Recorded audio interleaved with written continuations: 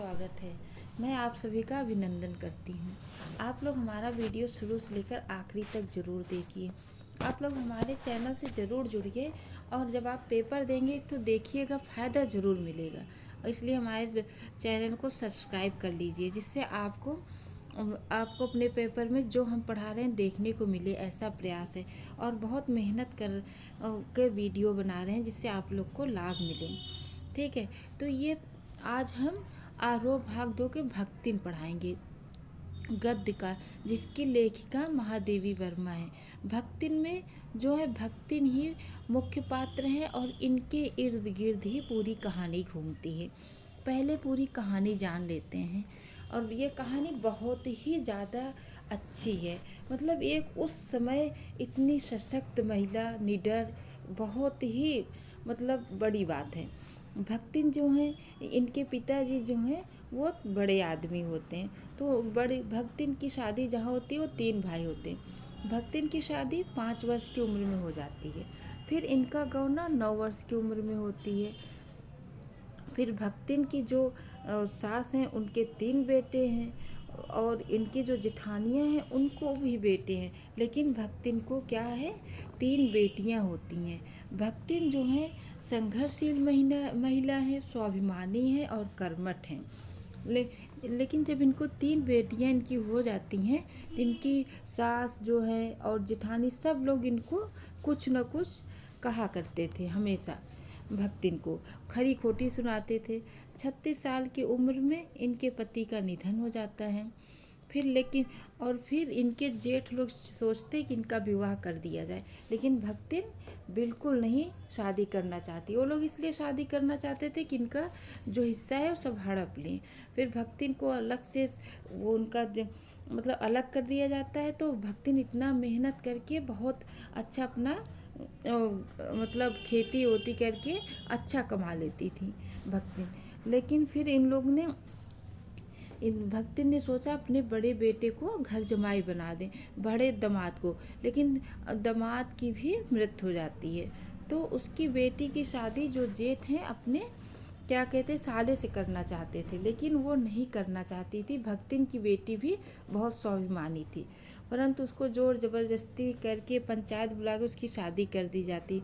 तो इतना वो खराब आदमी था, तीतर लड़ाता था, कुछ करता धरता नहीं था। तो उनकी आर्थिक स्थिति बहुत ख़राब हो गई।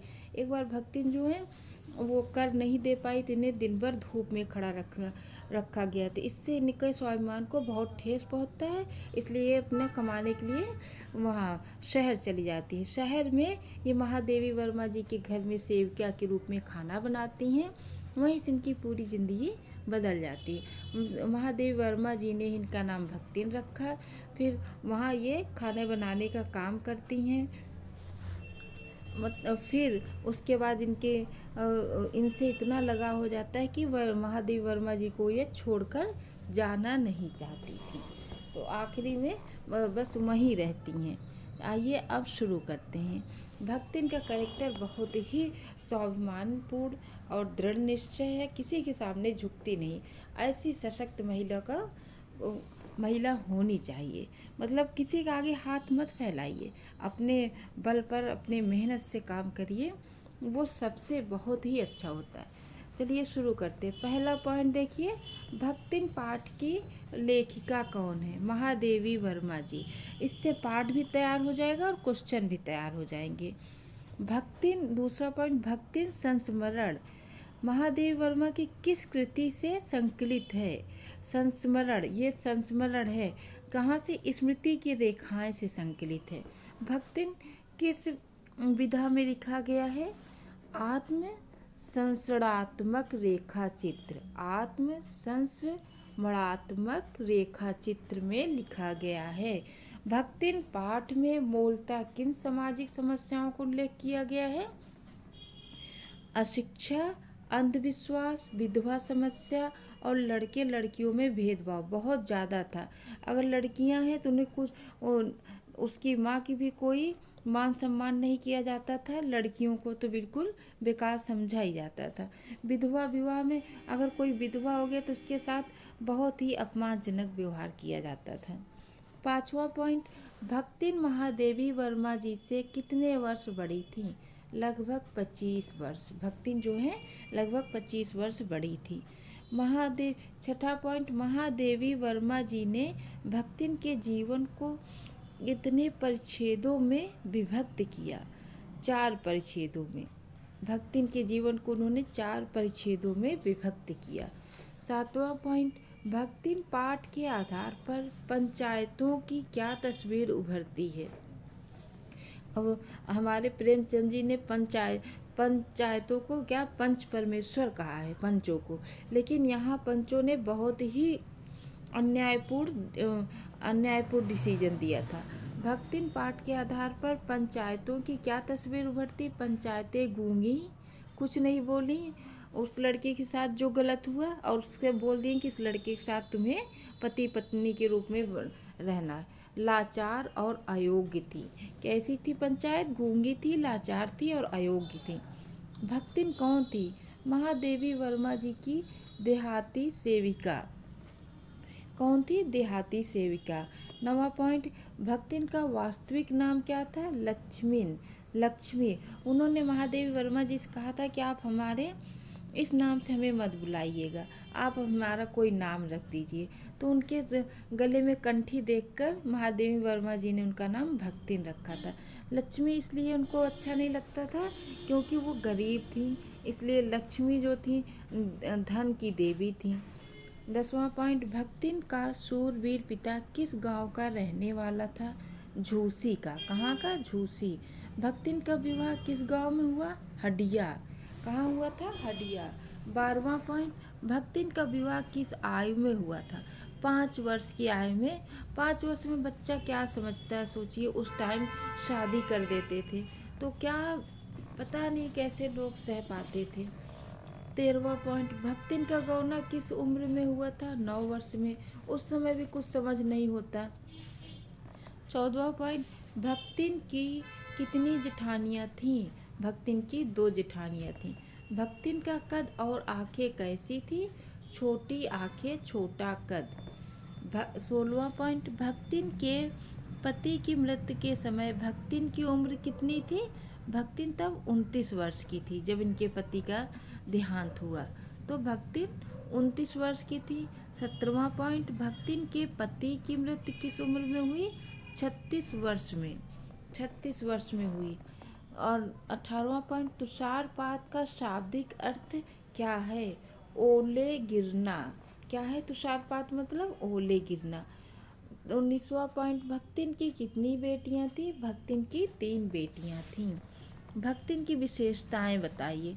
वह परिश्रमी और स्वाभिमानी सेविका थी, मतलब वो किसी से कुछ लेती नहीं थी, अपने परिश्रम के बल पर ही जो कुछ उन्होंने कमाया वही वो लेती थी और स्वाभिमानी थी। भक्तिन में कौन सा भाव प्रबल था? स्वाभिमान का भाव उनमें बहुत प्रबल था। 22वां पॉइंट, पाठ के अनुसार खोटे सिक्के, पाठ के अनुसार पूछ रहा, खोटे सिक्कों की टकसाल का क्या अर्थ है? कन्याओं को जन्म देने वाली महिला या पत्नी। जो कन्याओं को जन्म दे उसे उस समय खोटा सिक्का कहा जाता था। खोटे सिक्कों की टकसाल। पाठ में खोटे सिक्कों की टकसाल किसे कहा गया? भक्तिन को। 24वां पॉइंट, भक्तिन का लक्ष्मिन से भक्तिन नामकरण किसने किया? महादेवी वर्मा जी ने किया। 25वां पॉइंट, महादेवी वर्मा जी ने लक्ष्मिन को भक्तिन कहना क्यों आरंभ कर दिया? क्यों? उसके गले में कंठी माला देखकर उसे भक्तिन कहना महादेवी वर्मा जी ने आरंभ कर दिया। 26वां पॉइंट, भक्तिन ने लेखिका से क्या प्रार्थना की? उसे उसके वास्तविक नाम लक्ष्मिन से न बुलाने की। 27वां पॉइंट, लक्ष्मिन ने सेविका से उसका असली नाम न प्रयोग करने की विनती क्यों की? क्योंकि वह अपने नाम के विपरीत बहुत गरीब थी। 28वां पॉइंट, वह अपनी समृद्धि सूचक नाम किसी को बताना नहीं चाहती थी। यहाँ किस नाम का समृद्धि सूचक कहा गया है? लक्ष्मी, जो धन की देवी हैं। ये कथन कौन कहता है? ये है वो भक्तिन। 29वां पॉइंट, भक्तिन किसके लिए लड़ाई लड़ती रहती थी? अपनी बेटियों के हक के लिए, क्योंकि उनके दोनों जेठ उनका सारा हिस्सा हड़प कर जाना चाहते थे। लेकिन भक्तिन झुकना नहीं चाहती थी, अपनी बेटियों के हक के लिए लड़ती रही।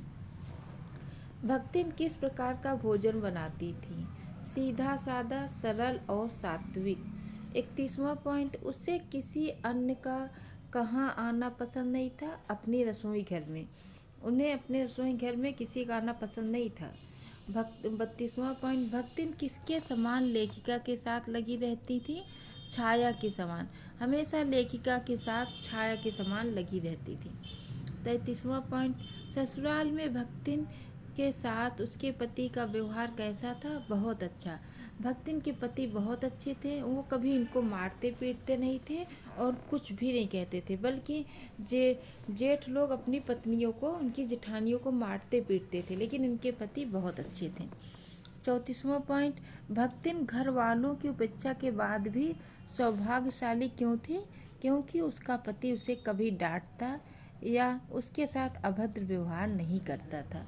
ये उनका सबसे बड़ा गहना था कि उनके पति उनको कभी न मारते थे न डांटते थे। 35वां पॉइंट, भक्तिन अपने पति को क्या संबोधन कर याद करती थी? बुढ़ऊ।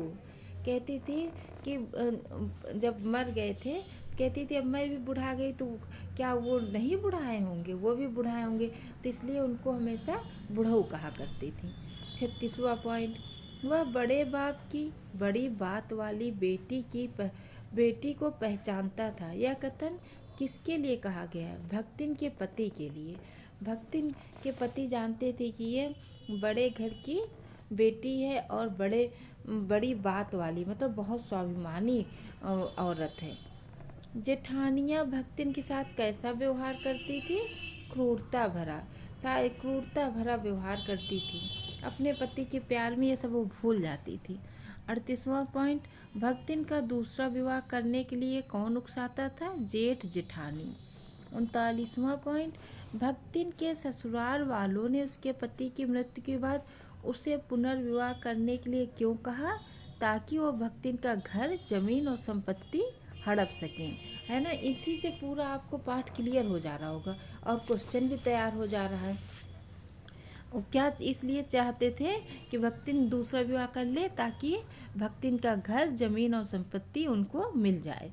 40वां पॉइंट, हमारा समाज विधवाओं के साथ कैसा व्यवहार करता है? असम्मान मतलब उनको कोई सम्मान नहीं करता था। और 41वां पॉइंट, 3 कमाओ वीरों की विधात्री, जन्म देने वाली माँ बनकर मचिया के ऊपर पुरखिन यानी बुजुर्ग पूर्वज महिला बनकर कौन विराजमान रहता था? भक्तिन की सास। एक मतलब कि उनके 3 बेटे थे तो उन्हें बड़ा घमंड था। 42वां पॉइंट, भक्तिन की जेठानियाँ आपस में बैठकर कैसी चर्चा करती थीं? लोक चर्चा मतलब इधर उधर की बातें। 42वां पॉइंट, भक्तिन की जेठानियाँ आपस में बैठकर कैसी चर्चा करती थी? लोक चर्चा। 2 बार हो गया, माफ़ करिएगा। 43वां पॉइंट, भक्तिन के हरे भरे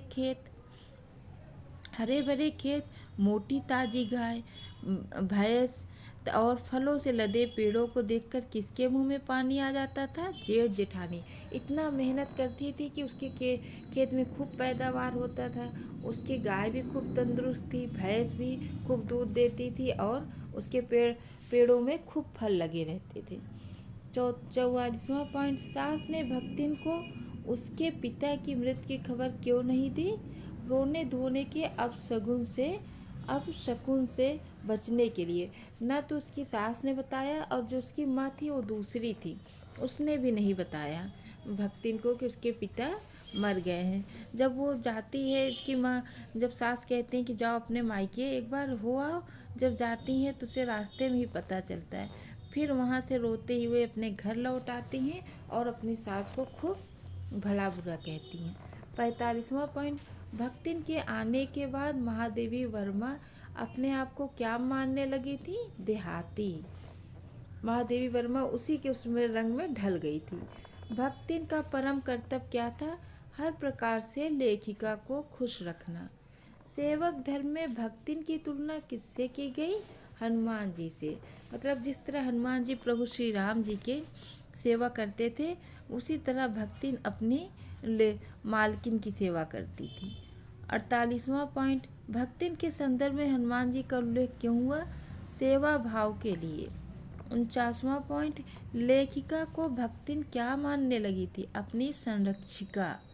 50वां पॉइंट, भक्तिन लेखिका को बिना बताए घर में बिखरे हुए पैसों को उठाकर कहाँ रख देती थी? भंडार गृह की मटकी में रख देती थी। लेखिका को नहीं बताती थी और भंडार गृह की मटकी में रख देती थी। 51वां पॉइंट, किस रहस्य के बारे में पूछे जाने पर वह शास्त्रार्थ की चुनौती दे डालती थी? इधर उधर पड़े पैसों को भंडार गृह की मटकी में रखने के संबंध में वो कहती थी कि मैं पैसे चुरा थोड़ी रही हूँ, इसको उठाकर मैं भंडार गृह में रख दे रही थी, इसमें क्या चोरी कर लिया? 52वां पॉइंट, भक्तिन के शास्त्रार्थ की चुनौती को स्वीकार करना किसके लिए भी संभव नहीं था? तर्क शिरोमणि के लिए भी। जो तर्क देते थे वो भी उसकी चुनौती नहीं स्वीकार कर सकते थे। 53वां पॉइंट, भक्तिन को किस बात का दुख होता था? चित्रकला और कविता लिखने के दौरान लेखिका की किसी प्रकार की कोई सहायता न कर पाने के कारण, क्योंकि भक्तिन पढ़ी लिखी नहीं थी, वो अनपढ़ थी। 54वां पॉइंट, लेखिका की देर तक काम करते वक्त भक्तिन कहाँ बैठी रहती थी? जमीन में दरील बिछाकर बैठी रहती थी और लेखिका को देखती रहती थी। 55वां पॉइंट, लेखिका की देर रात तक काम करते वक्त भक्तिन उनके सामने बैठकर क्या करती थी? उन्हें क्रियात्मक सहयोग देती थी। क्रियात्मक सहयोग मतलब जैसे उनको कोई किताब लेना होता था तो उठा लाती थी, चित्र दिखा कि ये वाली लानी है। कागज़ ख़त्म हो गया, कागज़ ले आती थी। स्याही ख़त्म हो जाता था तो स्याही बना के ला के दे देती थी। इस तरह से अपनी मालकिन की सेवा करती थी और सहायता करती थी। 56वां पॉइंट, लेखिका का भक्तिन के साथ किस प्रकार का संबंध बन गया? लेखिका ने भक्तिन को अपने ही परिवार का सदस्य मान लिया था। 57वां पॉइंट, भक्तिन धीरे धीरे लेखिका को किस तरह लगने लगी? एक अभिभावक की तरह। भक्तिन जो है लेखिका को किस तरह लगने लगी? एक अभिभावक की तरह। अजिया ससुर किसे कहते हैं? पति के दादा को। 59वां पॉइंट, भक्तिन बिना पढ़े ही पढ़ने वालों की क्या बन गई थी? गुरु। जब भक्तिन सब महादेवी वर्मा जी कहते हैं कि आज के बाद कोई अंगूठा नहीं लगाएगा, अपना वेतन लेने के लिए सब हस्ताक्षर करेंगे, तो भक्तिन कहती हैं सभी पढ़ी तो घर का काम काज कौन करी? मतलब पढ़ने के बहाने, न पढ़ने के बहाने ढूंढ लेती हैं। फिर भी इन लोग को ऐसे लिखो ऐसे लिखो, इन सब की गुरु बन जाती हैं। 60वां पॉइंट, भक्तिन लेखिका को कैसा चाय बनाकर देती थी? तुलसी की। 61वां पॉइंट, भक्तिन लेखिका को दही का शरबत या तुलसी की चाय कब बनाकर देती थी? जब वह बहुत व्यस्त होती थी। जब लेखिका कोई लेख लिखने में बहुत व्यस्त होती थी और भक्तिन बार बार उन्हें खाना खाने के लिए बुलाती थी, नहीं आती थी, तो उनको कभी दही का शरबत या तुलसी वाली चाय दे आती थी, जिससे उनकी भूख भी मिट जाए और थकान भी दूर हो जाए। 62वां पॉइंट, किस बेटी के पति को भक्तिन ने घर दामाद बनाया? बड़ी बेटी के। 63वां पॉइंट, बड़े दामाद की मृत्यु के बाद जिठौत ने भक्तिन की बेटी से विवाह करने के लिए किसे बुलाया?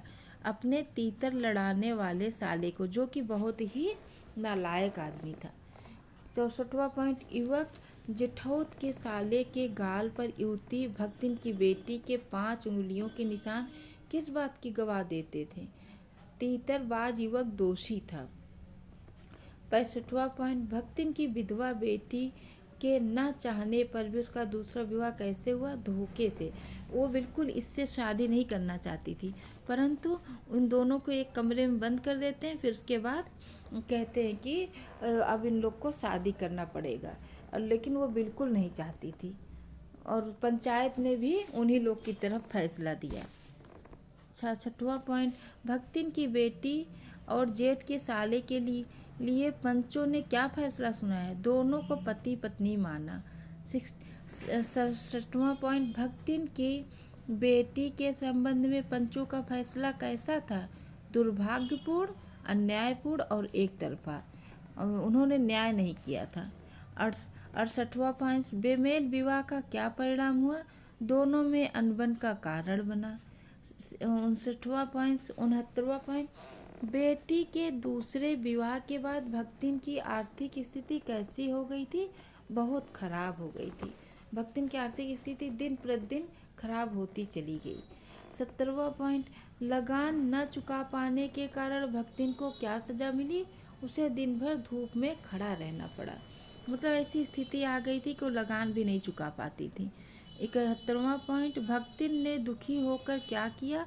गांव छोड़कर नौकरी के लिए शहर का रुख किया। 72वां पॉइंट, अपमानित होने के बाद अकेले ही गांव छोड़कर नौकरी के लिए शहर का रुख करना भक्तिन के स्वभाव की कौन सी विशेषता बताती? स्वाभिमानी और मेहनती। उसके स्वाभिमान पर बहुत चोट लगी थी जब वो कर नहीं जमा कर पाई और उसे दिन भर धूप में खड़ा रखा गया। 73वां पॉइंट, भक्तिन के जीवन के किस परिच्छेद को अंतिम परिच्छेद कहा है? चौथे परिच्छेद को अंतिम परिच्छेद कहा गया है। चौथा परिच्छेद कब शुरू हुआ? लेखिका के घर में जब वो नौकरी करने के बाद। 75वां पॉइंट, पहले दिन भक्तिन ने लेखिका को खाने में क्या दिया? गाढ़ी दाल और 4 मोटी रोटियां। गाढ़ी दाल और 4 मोटी रोटियां। गांव में ऐसी खाना बनाती थी तो भक्तिन यहाँ भी वैसा ही खाना बनाती थी। लेखिका ने क्या क्या खाया? थोड़ी दाल और सिर्फ 1 रोटी। लेखिका ने यह किसके लिए कहा? टेढ़ी खीर है और दूसरों को अपने अनुसार बना लेना चाहती है। भक्तिन के लिए, भक्तिन को समझा पाना किसी चीज़ के लिए एक टेढ़ी खीर है और वह दूसरों को अपने ही उसमें ढाल लेती थी। भक्तिन की ये विशेषता थी। 78वां पॉइंट, भक्तिन का बनाया देहाती खाना खाकर लेखिका खुद को क्या कहने लगी? देहातिन। 59वां पॉइंट, सिर घुटाना का क्या अर्थ है? सिर के बाल उतरवाना। 80वां पॉइंट, भक्तिन की हर वीरवार होने वाली सिर घुटाना प्रक्रिया को लेखिका ने क्या नाम दिया? बाल चूड़ा कर्म। भक्तिन हर बृहस्पति को अपने बाल छिलवाती थी। 81वां पॉइंट, तीर्थ गए मुडाए सिद्ध किसका कथन है? भक्तिन का। जब वो महादेवी वर्मा जी इनको बाल अपने छिलवाने से मना करती थी तो वो उनको ये तर्क देती थी, तीर्थ गए मुडाए सिद्ध, मतलब तीर्थ जाकर भी मुड़ाते हैं सिद्धि लोग, भक्तिन कहती हैं। 82वां पॉइंट, लेखिका के मित्र और संबंधियों को भक्तिन कैसे याद करती थी? उनके अपभ्रंश नामों से, मतलब नाम शुद्ध नहीं लेती थी। 83वां पॉइंट, भक्तिन लंबे बाल वालों को क्या कहती थी? कवि। 84वां पॉइंट, भक्तिन किससे सबसे ज़्यादा डरती थी? जेल या कारागार जाने से। 85वां पॉइंट, भक्तिन जेल जाने से डरती थी परंतु लेखिका के जेल जाने पर क्या करना चाहती थी? उनके साथ जेल जाना चाहती थी। 86वां पॉइंट, लेखिका के साथ जेल जाने के लिए वह किससे लड़ने को तैयार थी? वायसराय लॉर्ड से। पिछले वर्ष किस भय से भक्तिन ने उन्हें गांव चलने कहा? युद्ध के भय से। युद्ध छिड़ गया था तो उनके दामाद और बेटी भक्तिन को लेने आते लेकिन भक्तिन नहीं जाती हैं। फिर भक्तिन अपनी मालकिन को कहती हैं कि आप साथ चलिए, वहाँ मैं सब व्यवस्था कर दूंगी। छात्रावास की लड़कियों के लिए भक्तिन क्या बना दिया करती थी? चाय नाश्ता। पहाड़ी तंग रास्तों में या बद्री केदार के दुर्गम मार्ग में भ्रमण के समय भक्तिन लेखिका के कहाँ रहती थी? आगे आगे चलती थी भक्तिन। 90वां पॉइंट, धूल भरे रास्तों में वह कहाँ रहती थी? पीछे रहती थी। लोगों को के यह पूछने पर कि वो लेखिका के यहाँ कितने समय से रहती हैं तो भक्तिन उन्हें क्या जवाब देती थी? पिछले 50 बरस से मैं यहाँ रहती हूँ। सबको यही बताती थी। भक्तिन की कहानी को लेखिका अधूरी क्यों रखना चाहती थी? क्योंकि वह भक्तिन को खोना नहीं चाहती थी, इसलिए इस कहानी को लेखिका ने अधूरी ही रखी। भक्तिन की कहानी अधूरी है पर उसे खोकर मैं इसे पूरा नहीं करना चाहती। लेखिका की इस कथन के पीछे क्या कारण है? भक्तिन के अंत को स्वीकार न करना। वह भक्तिन के अंत को स्वीकार नहीं करना चाहती थी। भक्तिन कहती थी कि के बुलावे को हम दोनों में से कोई भी ठुकरा नहीं पावेगा। मौत, अगर जब मौत आएगी तो हम दोनों उस बुलावे को ठुकरा नहीं पाएंगे, भक्तिन यह कहा करती थी। कुकुरी या बिलारी का क्या अर्थ है? कुत्ता बिल्ली। सोना, बसंत और गोधलू कौन थे? सोना जो थी हिरन थी, बसंत जो था कुत्ता था और गोधलू बिल्ली। ये सब महादेवी वर्मा जी के वो थे, पालतू पशु थे। देहातिन वृद्धा किसे कहा गया? भक्तिन को। गांव में भक्तिन लकड़ी रखने के मचान पर धान के पुलाव से क्या बनाना चाहती थी? सोने का स्थान। किसके लिए? अपनी मालकिन के लिए। भक्तिन ने कितने रुपए छुपाकर गांव में रखे थे? 5 बीसी और 5 रुपया। कहती थी कि आपको वहाँ कोई तकलीफ नहीं होगा, मैंने इतने रुपए वहाँ छुपा कर रखे हैं। किसके बल पर भक्तिन अपने जीवन के संघर्ष को जीत गई? अपनी मेहनत और स्वाभिमान के बल पर वो अपने संघर्ष को जीत गई। किसके बल पर? मेहनत और स्वाभिमान के बल पर। लेखिका के लिए आंगन में खिलने वाला गुलाब और आम सेवक क्यों नहीं थे? क्योंकि इनका अपना स्वतंत्र अस्तित्व होता है। क्यों? गुलाब और आम का अपना एक अस्तित्व होता है, इसलिए सेवक नहीं थे। आम और गुलाब की समानता किससे की गई है? अंधेरे और उजाले से। और 103वां पॉइंट, पर जैसे मेरे नाम की विशालता मेरे लिए दुर्वाह है। इस पंक्ति में मेरे शब्द किसके लिए प्रयोग हुआ है? लेखिका के लिए। अब महादेवी वर्मा जी के बारे में थोड़ा जान लीजिए। महादेवी वर्मा का जन्म कब हुआ था? 1907 में। महादेवी वर्मा का जन्म कहाँ हुआ था? फर्रुखाबाद में। और महादेवी वर्मा का निधन कब हुआ? 1987। महादेवी वर्मा का निधन कहाँ हुआ? इलाहाबाद में, प्रयागराज। महादेवी वर्मा को उनके किस रचना के लिए ज्ञानपीठ पुरस्कार दिया गया था? यामा। किस रचना के लिए? यामा के लिए। महादेवी वर्मा जी को कौन कौन से पुरस्कार मिले? ज्ञानपीठ पुरस्कार, मंगल प्रसाद पारितोषिक, पद्म भूषण, पद्म विभूषण, भारत भारती पुरस्कार। 7वां पॉइंट, महादेवी वर्मा जी के मरणोपरांत कौन सा पुरस्कार प्राप्त हुआ? पद्म विभूषण। 8वां पॉइंट देखिए, महादेवी वर्मा किस युग के 4 स्तंभों में से एक मानी जाती थी? छायावाद। किसे आधुनिक मीरा कहा जाता है? महादेवी वर्मा जी को। महादेवी वर्मा के प्रमुख काव्य संग्रह हैं रश्मि, नीलांबर, दीपशिखा। ठीक है, आप एक बार 2 बार वीडियो देखेंगे तो अच्छे से याद हो जाएगा। आप लोग हमारा वीडियो शुरू से लेकर आखिरी तक ज़रूर देखिए, उसे लाइक शेयर सब्सक्राइब करिए। अगली वीडियो में फिर हम हाजिर होंगे। धन्यवाद।